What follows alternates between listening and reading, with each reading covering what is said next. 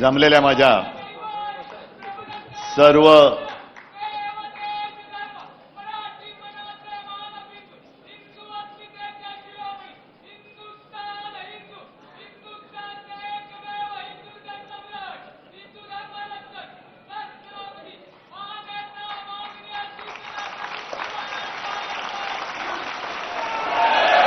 जमलेल्या माझ्या सर्व शिवसैनिक बांधवांनो, भगिनींनो आणि मातांनो,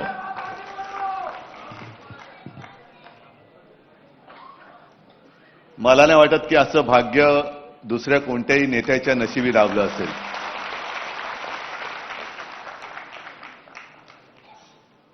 आजपासून शिवसेना प्रमुखांचं जन्मशताब्दी वर्ष सुरू होतंय.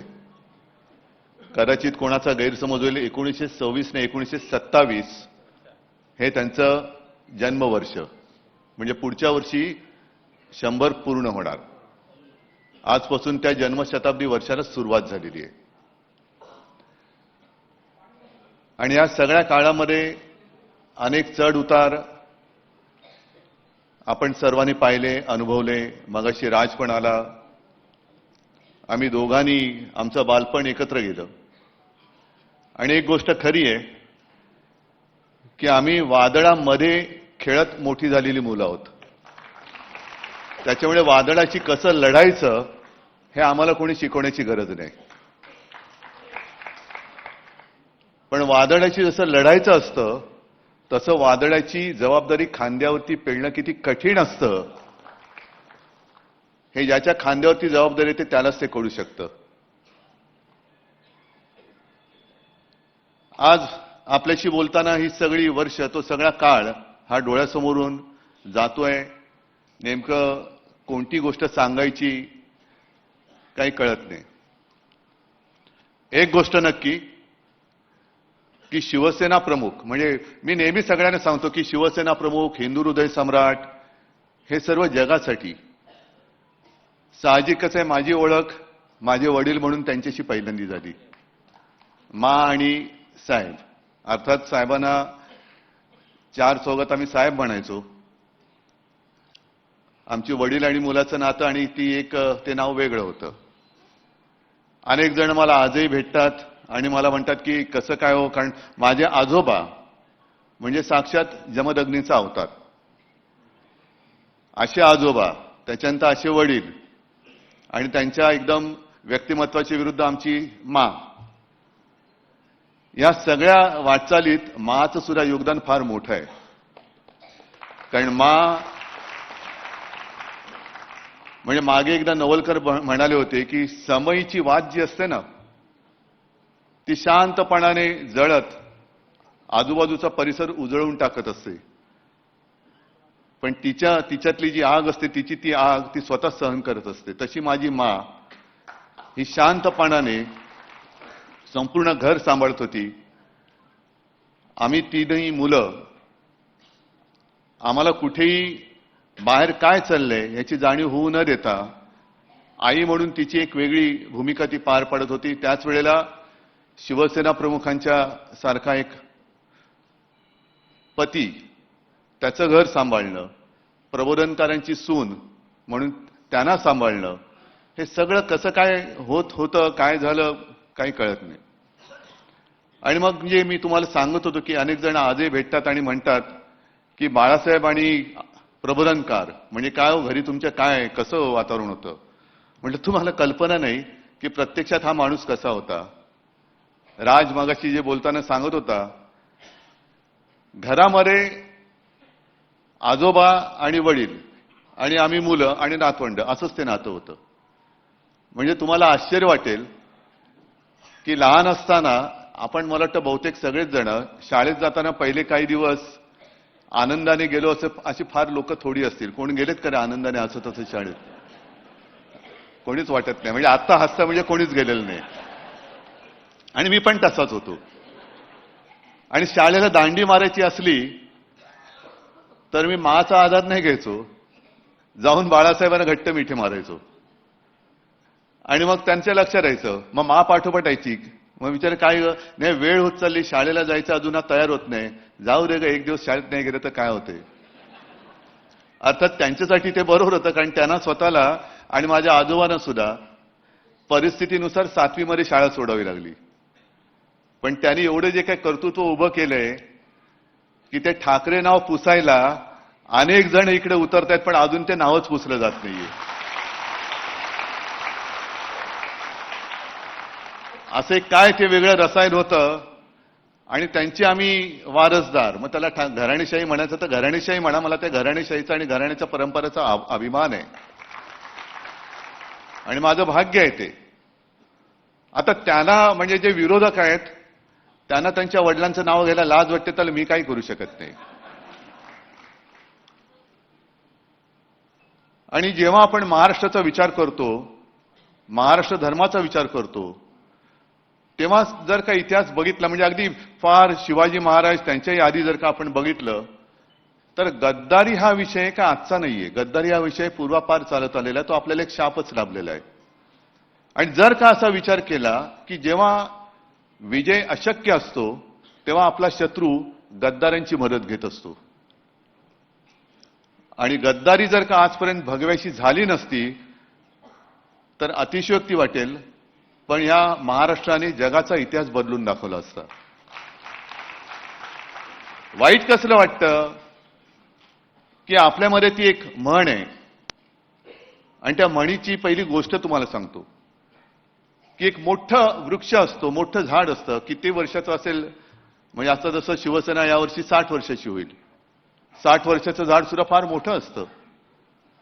एक मोठं झाड असतं जंगलामध्ये, अनेक वर्ष अनेक पिढ्या त्याच्यावरती पक्षी घरटी करत असतात. त्या पक्ष्यांच्या अनेक पिढ्या त्या झाडाच्या अंगा खांद्यावरती जन्माला आलेल्या असतात, मोठ्या झालेल्या असतात. अनेक काही प्राणी असतात, काही साप पण असतात, खारी असतात. आणि एक दिवस असं येतो की हल्ली जे काय चाललंय ना, अचानक जंगलाच्या इकडे विकास, खाण, तसं खाणीचं कॉन्ट्रॅक्ट निघतं आणि तो कॉन्ट्रॅक्टर येतो आणि कुऱ्हाडीनी त्याच्या मुळावरती घाव घालायला लागतो. कारण ते झाड मध्ये येते, ते झाड जोपर्यंत आहे तोपर्यंत त्याची खाण नाही होऊ शकत. आणि तो मुळावरती घाव घालायला लागल्यानंतर संपूर्ण त्या झाडावरचे पशुपक्षी थरारून उठतात. अरे बापरे, आता काय होणार आणि आपलं काय होणार, यापेक्षा या झाडाला किती वेदना होत असतील. मग त्यातले काही पक्षी त्या झाडाशी संवाद करतात की अरे दादा, तुला खूप वाईट वाटत असेल ना, यातना होत असतील ना रे. ते झाड म्हणते यातना होत आहेत, ते घाव बसत आहेत, त्याच्या यातन्या वेगळ्या आहेत, पण हा जो कॉन्ट्रॅक्टर, हा जो व्यापारी आलेला आहे, व्यापारी, तो ज्या कुऱ्हाडीने माझ्या मुळावरती घाव घालतो त्या कुऱ्हाडीचा दांडा सुद्धा माझ्या लाकडापासून बनवला गेलाय, त्याचं जास्त दुःख होतंय. ते कुऱ्हाडीचा दांडा, गोतास काळ, हे असे सगळे कुऱ्हाडीचे दांडे, आपलेच दांडे आपल्या मुळावरती घाव घालण्यासाठी हे 2 व्यापारी वापरतायत. काय आपल्याला राग येतोय? नाही येते. मुंबईची लढाई तुम्ही चांगली लढलात, म्हणजे आज सुद्धा सगळेजण हळहळतायत. सगळ्या जणांनी आजही मला आणि आपल्याला सगळ्यांना ज्या प्रतिक्रिया येत आहेत देशभरातून येत आहेत की लढाई तुम्ही फार उत्तम पद्धतीने लढलात. जो एक आभास किंवा जे चित्र निर्माण केले गेलं होतं की आता बस संपली, शिवसेना संपली, ठाकरे नाव पुसून टाकणार, त्यांना तुम्ही रोखलत. आणि हे महाराष्ट्र फक्त करू शकतो, हे फक्त महाराष्ट्र करू शकतो. आणि मग असा विचार करा की यांना ठाकरे म्हणजे ते झाड का तोडायचंय, कारण तोपर्यंत त्यांची खाण होत नाहीये. संपूर्ण महाराष्ट्र यांना जो काही एक पादाक्रांत वेगळ्या पद्धतीने करायचा आहे, गिळायचंय, महाराष्ट्र गिळायचंय. आणि आपल्याला आपण ही लढाई कशी दिली, यावेळेला पहिल्या प्रथम मुंबईमध्ये सुद्धा पैशाचा वापर केला गेला. अनेक ठिकाणावरनं माझ्याकडे ज्या काही तक्रारी आल्या, दार बंद असलं तर दाराच्या खालच्या फटीतनं लिफाफे फेकले गेले, आतमध्ये पैसे भरलेले लिफाफे. विकत घेताय तुम्ही महाराष्ट्र? मत विकत घ्याल, पण मन कसं विकत घ्याल? आणि जी जिवंत मन आहेत ती आज सुद्धा माझ्या भगव्यासोबत, शिवसेना प्रमुखांच्या शिवसेनेसोबत आहेत, हे परत तुम्ही दाखवून दिलेलं आहात. हीच आपली ताकद आहे. कोण आहोत आम्ही? ठाकरे म्हणजे कोण आहोत? पुसून टाका नाव ठाकरे. बघा आयुष्यामध्ये काय होतंय. शिवसेना काढून टाका, आयुष्यातून शिवसेना पुसून टाका, ठाकरे नाव पुसून टाका आणि मग मुंबई आणि महाराष्ट्राचा विचार करा. काय होतं, काय शिल्लक राहतंय हा विचार करा. आणि मग ही जे काही गधडे आहेत, शिवसेनेने मराठी माणसाला काय दिलं, शिवसेनेने मुंबईला काय दिलं, शिवसेनेने महाराष्ट्राला काय दिलं. बाळासाहेबांनी मराठी माणसाला जगायचं कसं हे पहिलं शिकवलं. कारण जर जगायचं कसं हेच आपण विसरून गेलो तर जसं पूर्वी गुलामगिरीमध्ये आपण राहत होतो तसं या दोन व्यापाऱ्यांचे गुलाम म्हणून आपल्या नशिबी जीणं येईल. गुलामीचं जीणं कदापि जगणं मी शक्य नाहीये, अजिबात नाही. मेलो तरी 72, पण त्या दोन व्यापाऱ्यांचा गुलाम बनून मी आयुष्यात कधी जगणार नाही, ही शपथ सगळ्यांनी घेतली पाहिजे. किती कराल वार, आम्ही काय लढाईला घाबरणारी माणसं नाही आहोत. मराठ्यांचा इतिहास जेवढा रक्तरंजित आहे कदाचित तेवढा रक्तरंजित इतिहास आपल्या देशातच नव्हे तर जगाच्या पाठीवर दुसऱ्या कोणाचा असेल. पण त्या रक्तरंजित इतिहासामध्ये पाठीवरचे वार हे जास्त करून गद्दाराने केलेले आहेत, ह्याचं जास्त शल्य आहे, ह्याचं जास्त दुःख आहे. काय मिळवलं, मुंबईवरचा शिवरायाचा भगवा उतरवला, काय मिळवलं, काय काय महापौरपद. अरे आपल्याकडे होतीच ना सत्ता 25 वर्ष. या मुंबईकरांनी आज सुद्धा आपल्याकडे नाही म्हटलं तरी काय मतं कमी नाही झालेली. सगळे गड आपण राखलेले आहेत. हे ह्याचं कर्तृत्व तुमचं आहे, माझं नाहीये. हे कर्तृत्व तुमचं आहे. जे जे मुंबईचे गड होते ते गड मुंबईचे आज सुद्धा शाबूत आहेत. पण मुंबईकरांनी आणि इतरत्र सुद्धा सगळ्यांनी विचार करायला पाहिजे की अरे आपल्याला जपणारं कोण आहे, अडीअडचणीच्या वेळेला धावून येणारं कोण आहे आणि आपल्या आयुष्याचा व्यापार करणारं कोण आहे, आपलं आयुष्य विकत घेणारा हे आपल्याला वेळेवरती धावून येऊन जीव वाचवू शकतं. जीव वाचवणारं कोण आहे आणि आपल्या जीवाचा सौदा करणारं कोण आहे हे सगळ्यांनी एकदा विचार करण्याची गोष्ट झालेली आहे. आपण लढतो, आपण लढणार. मी मध्ये एका आता या 2-4 सभांमध्ये मी म्हटलं कदाचित ठाण्याच्या सभेत असेल, हे जे काय गद्दारी करणारे लोक आहेत ना, किती पैसे मिळाले त्यांना, 50 कोके ना. मग मी जातो ना त्यांच्याबरोबर, किती मिळतील मला. पण मग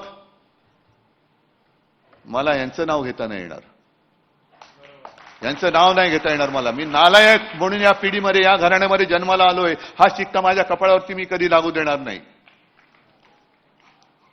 ज्या घराण्याने मुंबईसाठी माझे प्रबोधनकार माझे आजोबा संयुक्त महाराष्ट्रामध्ये पहिल्या 5 मधले माझे आजोबा होते, पहिल्या 5तले शिलेदार, शेलार मामा म्हणायचे त्यांना. संयुक्त महाराष्ट्र समिती त्यांनी एकत्र केली होती. मुंबईसाठी ज्या मराठी माणसाने रक्त सांडलं आणि त्या आंदोलनाचं नेतृत्व करणाऱ्या प्रबोधनकारांचा नातू मुंबई माझ्या डोळ्या देखत तिचे जर का तुकडे हे हरामखोर व्यापारी तोडत असतील तर मी काही शेपूट घालून आत नाही बसणार.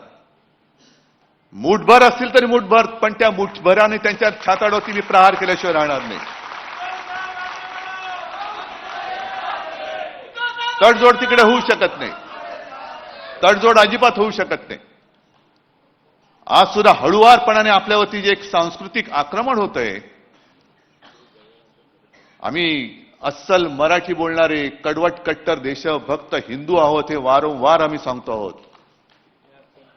92-93 साली मुंबईमध्ये जो काय दंगा झाला, कुठून आला होता हिंदू, कोण होता. आज सुद्धा तुमच्यामधल्या अनेकांवरती तेव्हा सगळ्याच्या काही केसेस होत्या त्या आज सुद्धा आहेत.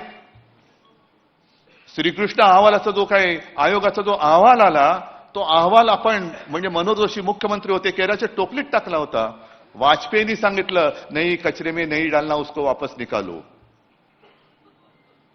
भाजपचं काय जाते, एकही सुद्धा भाजपला मला नाही वाटत त्या अहवालाच्या मध्ये दोषी किंवा त्याच्यावरती केस झाले असेल. एक पण नाही. कपडे बचावणारे तुम्ही, गोळीला तुम्ही आणि पोळीला आम्ही, अशी भाजपची अवलाद.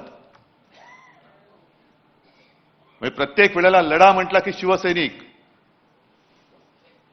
कोणती आपत्ती आली का पहिला शिवसैनिक धावून जातो आणि नंतर मग एक फोटो काढायला चमकाले हे येतात. जे नेमकं मला बोट ठेवायचं ते इकडेच ठेवायचंय की आम्ही हिंदू आहोतच. जे मगाशी राज बोलला ही गोष्ट खरी आहे की या देशामध्ये आपण हिंदू बहुसंख्य आहोत, पण आपले देव वेगळे, आपली भाषा वेगळी, आपल्या संस्कृती वेगळी, आपले संस्कार वेगळे. आणि सरान करा आपण बहुसंख्य असलो तरी विखुरलेले असतो म्हणून असुरक्षित असतो. मग त्यावेळेला गर्व से कवम हिंदू है म्हणून संपूर्ण देशातल्या हिंदूंना एकवटणारा हा एकमेव हिंदू हृदय सम्राट. हे केलं ना त्यांनी. पण आता त्याच हिंदुत्वाच्या आडून आमचं हिंदुत्व वेगळं आहे. हे आमचं हिंदुत्व शेंडी जानवाचं हिंदुत्व नाहीये. जो कोणी या देशाला आपली मातृभूमी मानतो, जो कोणी या देशासाठी मरायला तयार आहे, तो आमचा आहे, हे आमचं हिंदुत्व सांगतं.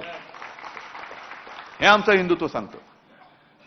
पण आज हळुवारपणाने जो काही एक आक्रमण, पहिली हिंदीची सक्ती, त्याच्यानंतर आपण जे एक सुरुवात केली होती, मी मुख्यमंत्री असताना सगळेजण झाडून मंत्रालयातले सगळे पहिला फोन उचलल्यानंतर जय महाराष्ट्र बोलायचे. आज जय महाराष्ट्राला सुद्धा धोका निर्माण झालेला आहे. अनेक भगवे आता फडकायला लागलेले आहेत. नेमका कोणता भगवा? सगळेच भगवे, वेगवेगळे भगवे फडकतायत. वेगवेगळे उद्घोष सुरू झाले. आपल्या लोकसभेच्या गाण्यामधला जय भवानी जय शिवाजी हा शब्द काढायला सांगत होते. का? आम्ही महाराष्ट्रामध्ये सगळ्यात उच्च स्वराने म्हणू तो जय भवानी जय शिवाजी आणि जय महाराष्ट्र हे आजपासून परत सुरू करा. अभिमानाने बोला जय महाराष्ट्र. आणि आवाज असा घुमला पाहिजे की समोरचा जो आपल्यावरती त्याचं संस्कृती लादणारा असेल, जागेवरतीच त्याचं जे काय व्हायचं ते झालं पाहिजे. जय महाराष्ट्र हे आजपासून जोरात सुरू करा. एकमेकाला भेटल्यानंतर अरे आम्ही सुद्धा जय जय रघुवीर समर्थ बोलणारे समर्थ रामदास सुद्धा आमचेच होते ना. मनाचे श्लोक त्यांनीच शिकवले आम्हाला.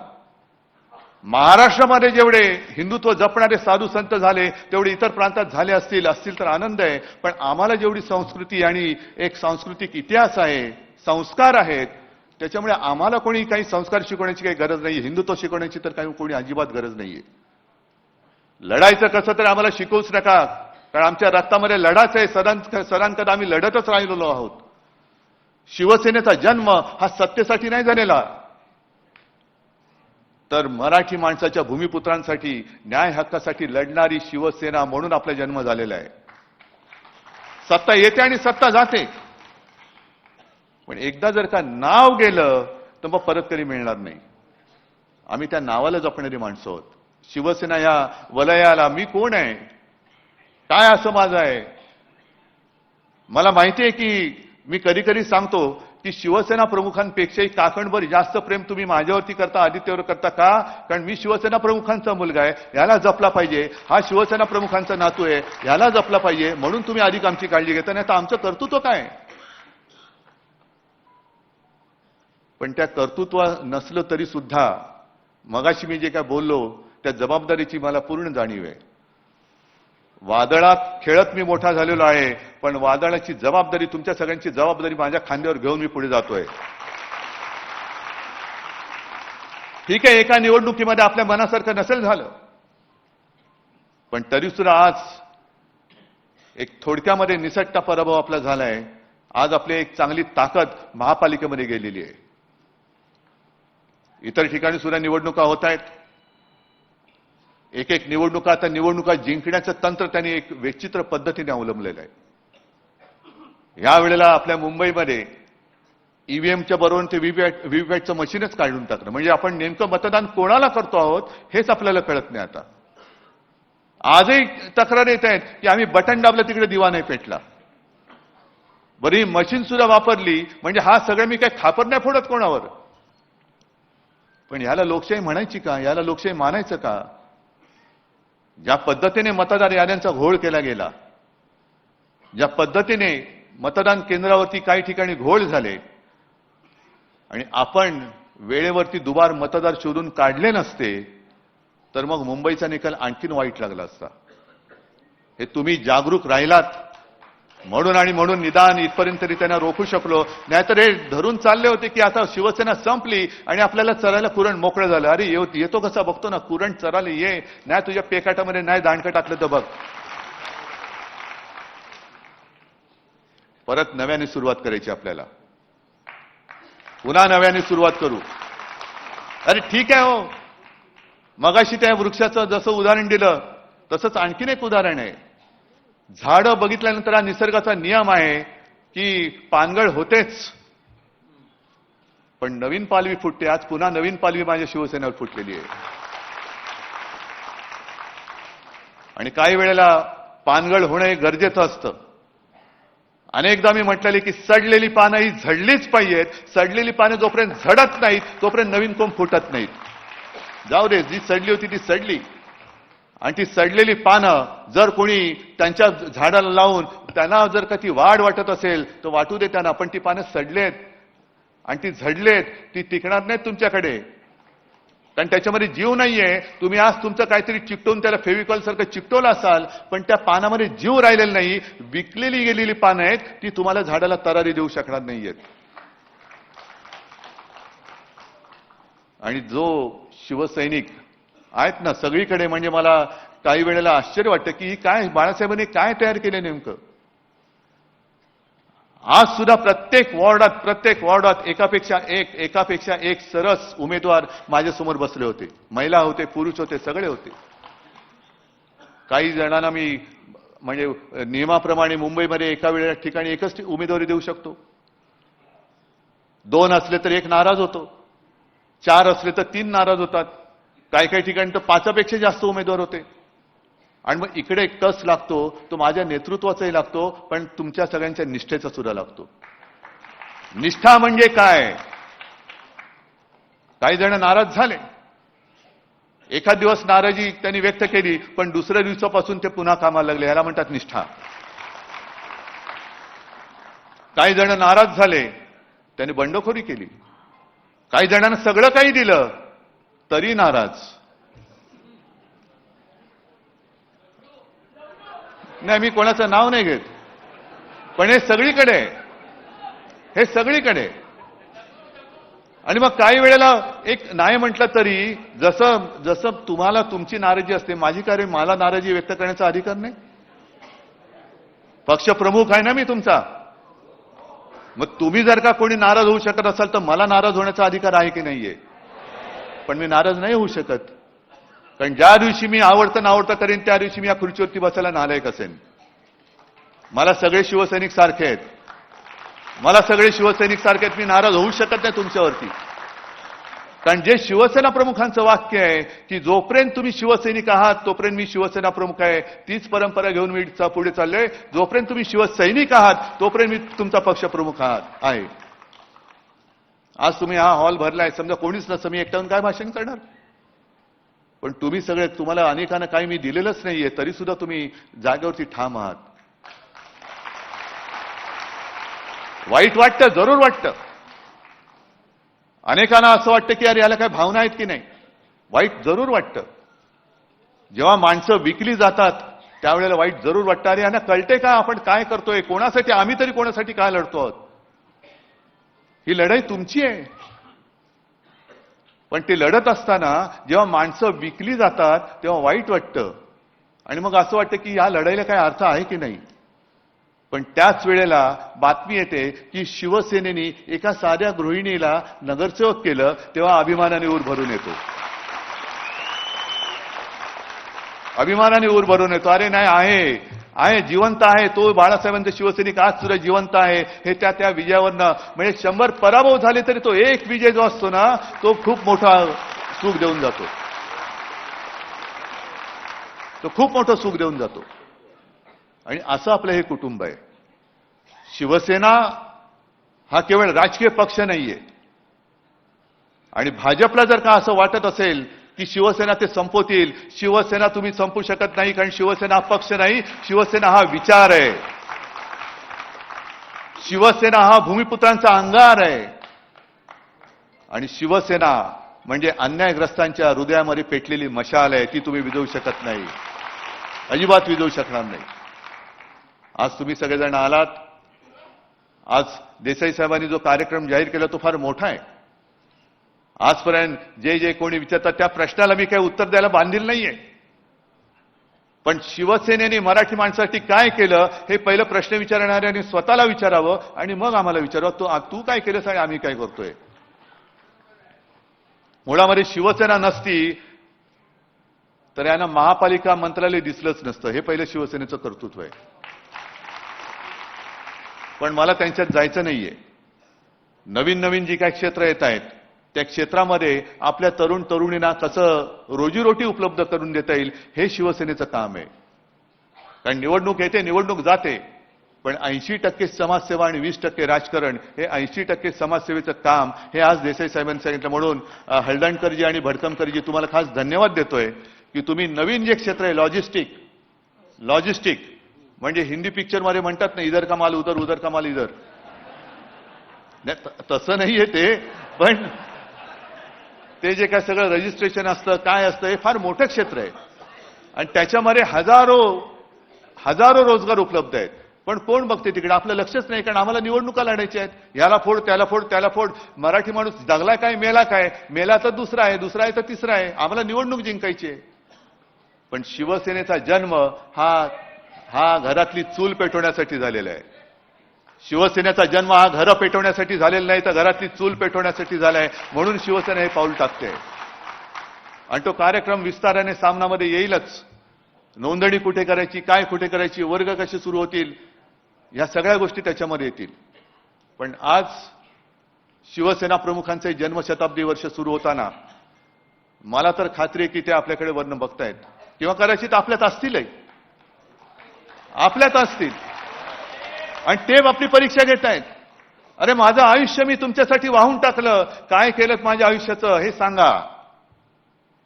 आणि तेव्हा आपल्याला ताठमानेने उत्तर देता आलं पाहिजे की बाळासाहेब, मी कधी तुम्ही जी निष्ठा मला शिकवली त्या निष्ठेचा मी बाजार नाही मांडला, कधी निष्ठेचा बाजार नाही मांडला.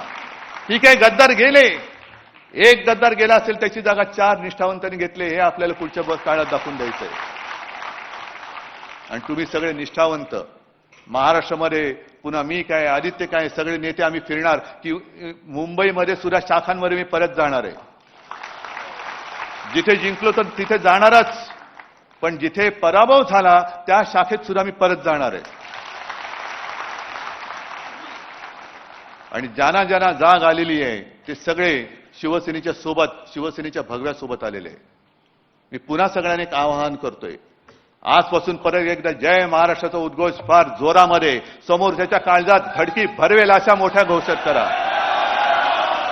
जय भवानी जय शिवाजीचा उद्घोष समोरच्या उरात धडकी भरवेल असा पुन्हा सुरू करा. हर हर महादेवचा उद्घोष समोरच्या विरोधकांच्या उरात धडकी भरवेल असा पुन्हा सुरू करा. हा आपला महाराष्ट्र धर्म आहे. आम्ही हिंदुत्व जपणारे अस्सल मराठी आहोत. आणि जर तेव्हा छत्रपती शिवाजी महाराज जन्माला आले नसते तर आजचे हे वळवळणारे नव हिंदुत्ववादी वळवळाला शिल्लक राहिले नसते. म्हणून त्या शिवराय आमचं दैवत आहे. त्या शिवरायाची शपथ घेऊन आपल्याला महाराष्ट्र धर्म आणि आपला देश हा वाचवायचा आहे आणि ते वाचवण्याचं पवित्र काम आपण केल्याशिवाय राहणार नाही. ही शपथ या जन्मशताब्दीच्या वर्षांनी घेऊया आणि पुढची वाटचाल चालूया. जय हिंद, जय महाराष्ट्र.